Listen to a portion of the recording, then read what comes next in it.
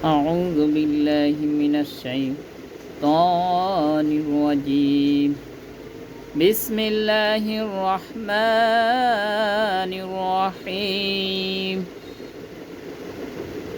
وإذ صرفنا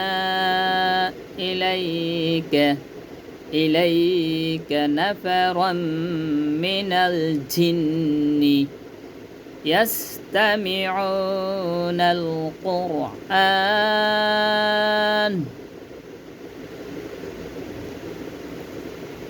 হে রাসূল, এই ঘটনা উল্লেখ করার মতো যে আমি একদল জিনকে আপনার দিকে নিয়ে এসেছিলাম যাতে তারা কোরআন শুনে। সূরা আহকাফ আয়াত নম্বর 29।